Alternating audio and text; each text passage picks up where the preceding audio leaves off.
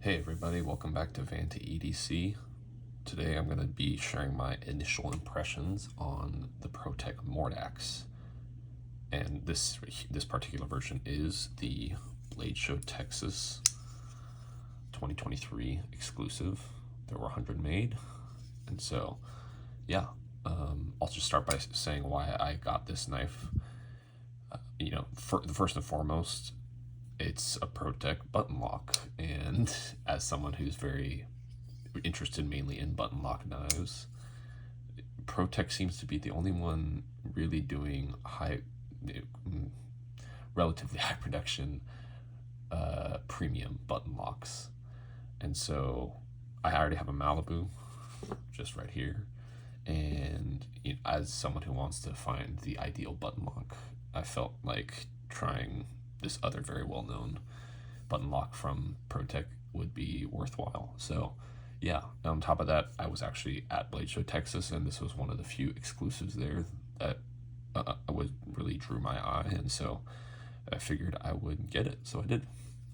So yeah, this is not an unboxing because I've already had this.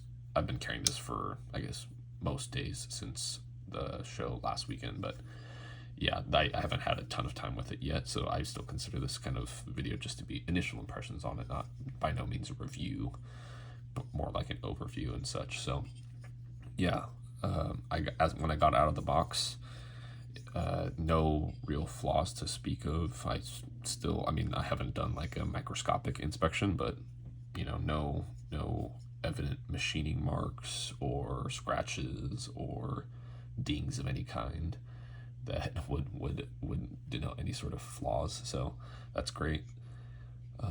And so just the physical design of this knife, just for those of you that are somewhat new to this. So I think the standard version is it's a flat slab of aluminum, but for this particular version, they have the honeycomb milling is what they call it. And so you can see it's this hexagonal pattern with these grooves. There's pretty generous grooves in between each little raised hexagon there. And on this exclusive, they also did what they call a mosaic pin. It's kind of, let's see, it's kind of, yeah, that gives you, it's kind of hard to see the details, but basically there are four pairs of these little circular pins, I guess. I think this is kind of a cross section, and then there's a square with a circle within it. So I'm assuming this is like some sort of cross section of some, I guess, bar stock that they create with these pins interwoven, but I don't know.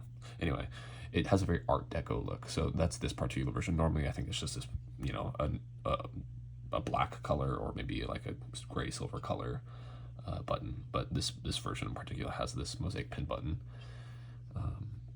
And yeah, another aspect of this design that I think is a really great attention to detail. It's kind of hard to catch on camera but you can start to see here. There is a flat spot where they did not mill. That is where the clip touches the scale, and I think that's a really good, feature that they thought of to make sure that it was easier to slide this knife in and out of a pocket. So yeah, there's that aspect. And then one thing I guess I just didn't pay attention to it. Just looking at pictures of the Mordax in general and the pictures of this exclusive, is that it's chamfered all the way around the entire edge of the scales. Like, let's see, about a 45-degree texture right there, or a 45-degree chamfering, and it's pretty. It's not minor. It's pretty significant. You can see how much chamfering there is, like right there. So let's see if we can catch it there too.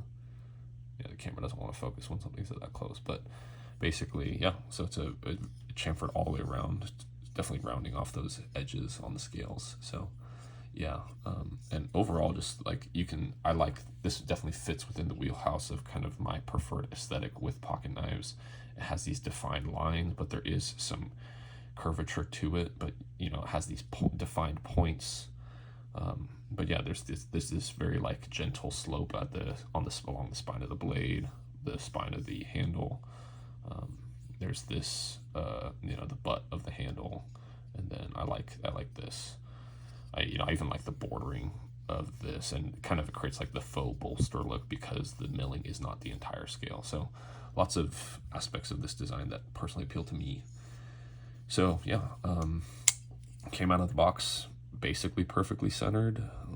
Yeah, so let's see if we can get it right there for y'all. You know, well, I would say you know, probably 98% close to perfect. I'm not a huge stickler for that, but you know, I guess when you get to this price point, that it makes sense. But yeah, here, I don't think I've flicked it open yet until just now. So yeah, it's a flipper only button lock. So it is easy to both light switch like that and to push button like this. And what I've noticed in general is actually with the push button, it seems like it's on average, without me thinking of it, it's easier to generate a little more force behind the push button rather than the light switch. It takes a little more concerted, conscious effort to get a lot of juice behind the light switch versus the push button on this particular Mordax. So I don't know if that's typical of most, but let's see if the Malibu. So this is the light switch and then the push button. Well, yeah, I guess you can kind of feel it there too. So maybe that's just with most flipper button locks. This is only my second flipper button lock. The first is the Malibu. So yeah. But anyway, yeah, it's the action is, if you know, we can just do this part to, it's a pretty smooth action. It's not that you can definitely, I don't know if it's just the grit that's in the pivot or if it's just the way the design is, but you know, it's not like the most smooth action you've ever seen by any means, but it's also not, you know, it's clearly deploying easily and closing easily. So it's nothing, there's no major impediment in the action. And I would say it's definitely, this and the Maverick, the Tactile Maverick, are my two biggest knives right now. And so, like, physically biggest knives. And so I'm assuming it's because of the size of the knife that it is a slower deployment than smaller button locks, smaller knives that I own. So I'm just going to chalk that up to the overall like height and weight of the blade. So it's not a bad thing, but it's a different feel. And so in that, like, with that in mind, I think I can feel, so to speak, the weight of the blade. It's very perceptible. It's not imperceptible the way some knives are. Like probably like the Pyrite is much more subtle, if you can say it that way. So yeah, detent strength. I mean, obviously it's a plunge lock. It's not a ball detent or anything like that. So the detent strength is fine in the sense that you can, you know, generate. It's not easy to fail the deployment of this, but it's also not one where you build up so much tension that it's a super flicky, very fast deployment either. So, you know, I think I'm starting to realize maybe that just, you know, fundamentally the feel of a button lock deploying is going to be different than the feel of like a frame lock or liner lock that uses a detent ball. So yeah, I haven't handled a million liner locks and frame locks and a million different button lock designs to be able to say that for certain, but that's kind of the way I'm starting to feel based off of my limited exposure to different sorts of, you know, locks and I guess detent styles. So yeah, lockup on this knife is, I didn't check it. I don't remember checking it right out of the box, but I don't know if this was the result of me just flipping it a lot, but there is the slightest amount of side-to-side blade play when I'm like way up here. If I'm like down here, I can barely feel it, but maybe you can hear that. There's like the slightest amount. So I did try tightening the pivot, but I did notice that it definitely was almost stopping the knife from closing fully when I would you know, depress the plunger. So I don't know if that's normal on all Mordaxes or just mine in particular. So yeah, what else? But yeah, there's no forward and back play. So overall, it doesn't feel at all like a flimsy knife or, you know, one that I'm worried about it. Yeah, kind of getting more loosey-goosey with time. I'm not too worried about that. So yeah, so ergonomics. We've already talked about a lot about the deployment. This flipper is, you know, this is your only deployment method. So in a way, for the push button, very good because you really only have these two grooves, these two, yeah, two serrations, if you want to call them that, that create the jimping on the flipper. Early on, it felt pretty abrasive, but I think now it's a lot more broken in, if you can say that. I don't know if it's rounded off, or maybe I've just developed more of a finger callus such that it's not bothering me. But you know, I've been flicking this thing open a lot in the last, what, I guess 4 or 5 days since I've gotten it. And so yeah, it's definitely something I'm getting more used to. The button is very satisfying to depress, I guess you could say. But it's, there is like, you can kind of hear this. It kind of feels similar to when I first unboxed my Malibu. I think it's button stick, but I'm not sure if, it's hard for me to tell if this is button stick versus tight tolerances. You know, I've heard things like with the DLC versions that adds just enough of you know, depth or height or whatever you want to call it, added tolerance to the sort of interfacing surfaces, that it can create a greater amount of lock stick than non-DLC'd versions. So I don't know if that's true or not, but that's what I've heard some people say. Anyway, back to ergonomics. You know, this milling creates really very effective traction in a way. And again, this is not supposed to be a comparison to the Malibu. I'm actually going to do a dedicated comparison video between these two, but this is a much tighter texture, and this is a much wider texture, and I think this actually ends up, at least I can feel it more, if that makes sense. I think maybe because the width of the grooves, you know, the meat of my fingertips is able to kind of dig into the grooves more. Something maybe that, who knows? I don't know if I'm explaining that effectively or accurately even, but yeah, so there. And you know, overall, like gripping it really tightly this way, I don't feel any major hot spots. I mean, you feel the clip there, but it doesn't, there's no particular aspect of it where it's like super uncomfortable. Now when I do this, funnily enough, the tip of the clip kind of digs into this part of my palm right there, kind of right under the fourth knuckle. And I'm sure that would differ depending on your hand size and the meatiness of your hands, but yeah, so I mean, it does dig in a little bit, but it's not so bad. And I think especially doing this, you can kind of like, in some ways, feel a little more control to tighten your grip more up here and less on the bottom of your hand, the latter fingers of your hand. So yeah, it's overall it's a very, the way I would describe it is ergonomically fluid knife, and I'll kind of get to that at the very end of this video as well. But yeah, it's a very ergonomically friendly knife, I would say, because of this finger choil, because of the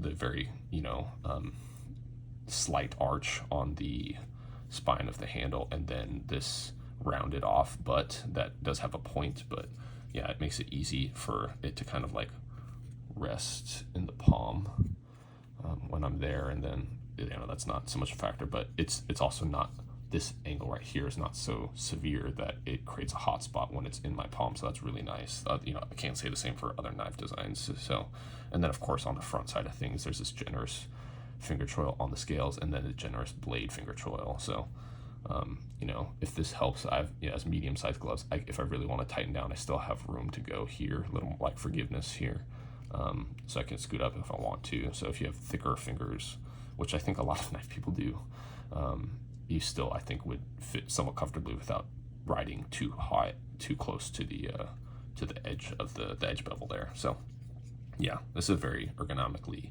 comfortable knife. I wouldn't call it, I don't know what other knives people consider kind of hand melting or melting into the hand, but this, I think, might be one of those, or borderline one of those. So yeah, yeah, overall ergonomics, lots of good here. I do feel like there was a missed opportunity here for some sort of like, I know a thumb disc is not popular, but maybe a thumb disc would have made the most sense, but I really think they could have put a thumb stud here. And man, if I could find someone that could prove that they could mod a Mordax with a thumb stud, I would very, very seriously consider that, because I just love the multiple deployment options. Just having a flipper, I love flippers, but I just don't like it when a knife is only a flipper, just because it's a little less interesting, a little less fun to mess around with. So and I really feel like that was a missed opportunity. I know this is originally, I know this, in case you didn't know this is originally a design, the non-button lock version especially, this was originally a design by Ferrum Forge, based in California. It was just I think it was just a frame lock, like a titanium frame lock. And it was not a button lock. And then they worked with Pro-Tech and Drop to create a button lock version. And this is kind of like version 2, if that makes sense, like iteration 2. They changed some of the blade profile, and I don't know what else they changed, but I definitely know they changed the blade profile a little bit. But anyway, so I don't know if it's like, Pro-Tech being a push button auto knife company, I'm wondering if it's just because they don't have any prior experience, creating knives with thumb studs. I can't really think of a Pro-Tech design that has a thumb stud, but I could definitely be wrong. Maybe they just don't even go there, or it's either Ferrum Forge doesn't want to augment the design that much, or Pro-Tech isn't comfortable or doesn't care enough to add that to this design. But that would be really cool in my mind. Anyway, don't want to get too in the weeds on that. Let's get into the blade. Obviously, one of the most important parts about a knife, the blade. So one of the cool things about this exclusive, it is in MagnaCut, and it is in 63 HRC. Pro-Tech people I talked to Matt Yoon at the Pro-Tech booth at Blade Show Texas, and he said that they do all their MagnaCut in 63 HRC now, or I should say on this model. I can't confidently say, but anyway. So yeah, it's in MagnaCut. And this is, and so what I mentioned earlier about this being kind of version 2 of the button lock Mordax, version 1, apparently the blade stock was thicker, and I think the flat right here, it's kind of, let's see if we can get the right angle here. Oh yeah, so you can kind of see there. So the flat, oh yeah, there, that's better. So the flat, which is where the Pro-Tech is written on of the knife, I think was lower. It was not as skinny as it is now. It was a little bit of a thicker flat, and I believe this is not a hollow grind. I believe this is a flat grind.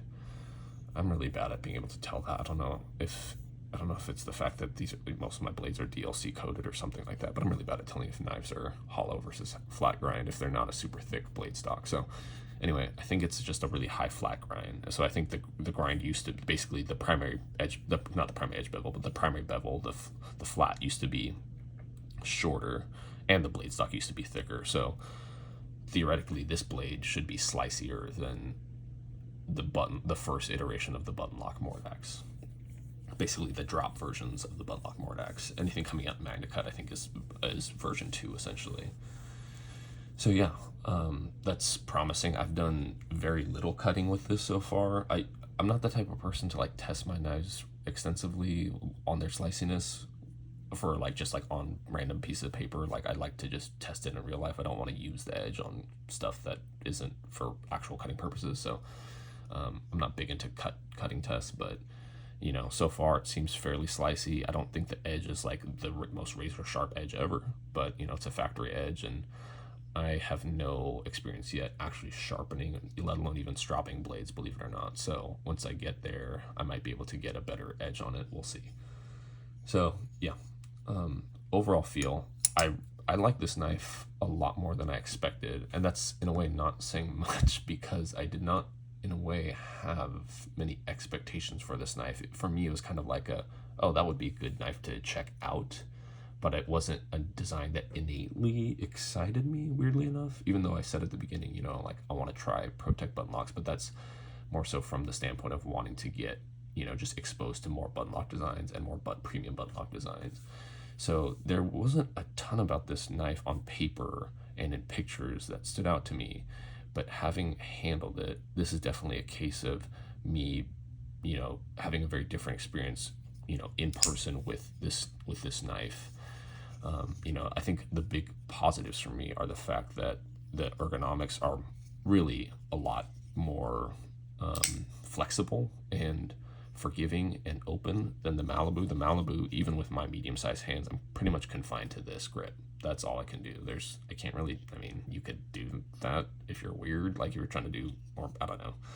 But yeah, really, it's more ergonomically confining. The Malibu is compared to the Mordax. The Mordax is much more ergonomically freeing. I like this texturing. So like on this exclusive, I like the honeycomb texturing. I like that they chamfered it. So even though this is technically a thicker knife than the Malibu, overall the handle thickness, it doesn't necessarily feel that much thicker, especially in the places where it matters, like on the edges. It's not like hard 90-degree angles. And so yeah, the ergonomics of it are a big positive for me. And I mean, this is a handsome knife. I would say a very elegant, but not overtly, like, it doesn't lean so far in the gentleman's like sort of aesthetic in my mind that I wouldn't want to carry it every day. So yeah, and even though it definitely falls outside my theoretical ideal parameters for weight, for blade length, for handle thickness, things of that nature, it doesn't feel overly bulky in my pocket so far, and it does feel larger in hand, but not overwhelmingly large.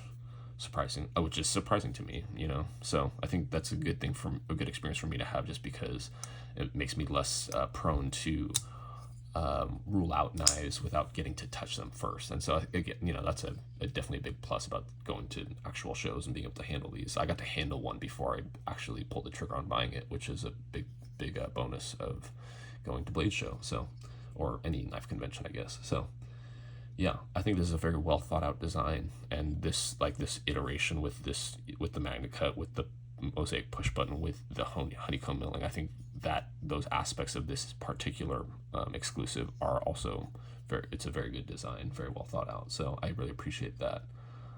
Overall, very pleasant surprise so far.